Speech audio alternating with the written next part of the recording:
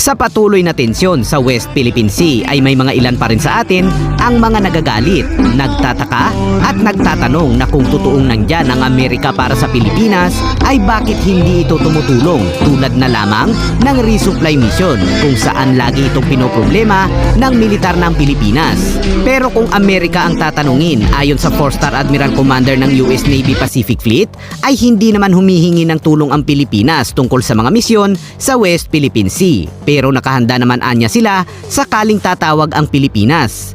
Ang ginawang pagbomba ng tubig ng China sa mga Philippine Coast Guard ay hindi anya kasama sa kasunduan ng United States-Philippine Mutual Defense Treaty. Pero kung bala na ang gagamitin ng China ay automatic na tutugon ang puwersa ng militar ng Amerika. Matagal nang minamanmana ng Amerika ang kilos ng China sa West Philippine Sea. Kaya naman sa isinagawang resupply mission ng Philippine Coast Guard sa Ayungin ay handa at nakabantay ang mga sasakyang panghimpapawid nito.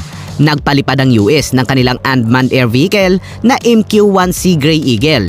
Hindi lang pagkuha ng mga video at litrato ang kaya nitong gawin dahil mayroon din itong mga kargang missiles, long range at long flight endurance ang drone na ito. Kaya naman ito ang nagmonitor noon noong Marawi Siege. Bukod pa dyan ay nasa himpapawid din ng West Philippine Sea noon ang P-8 Poseidon ng US Navy. So ano nga ba ang kakayahan nitong P-8 Poseidon? Ito at panoorin natin ang lumang video natin tungkol sa eroplanong ito. Ang P-8 Poseidon ay mukhang commercial plane lang. Hindi kasing sexy ng F-22 Raptor at F-35 pero kayang makipagsabayan.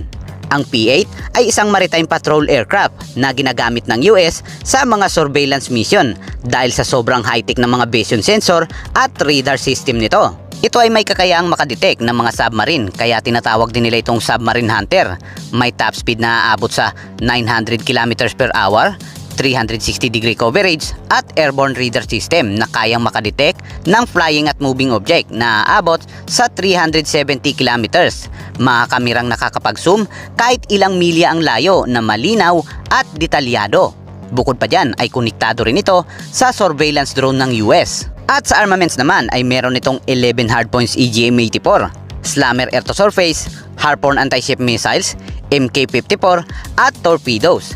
Kinakailangan ng siyam na Navy para mapalipad ito, isang pilot, co-pilot at 7 mag-ooperate ng radar, 360 camera at tiga-load ng mga missiles.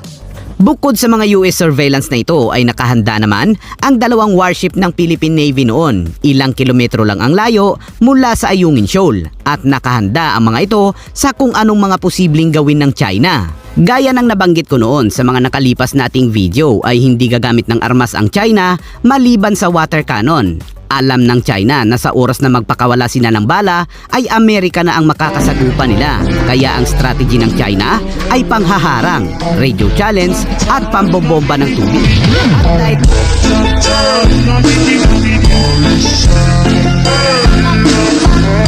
At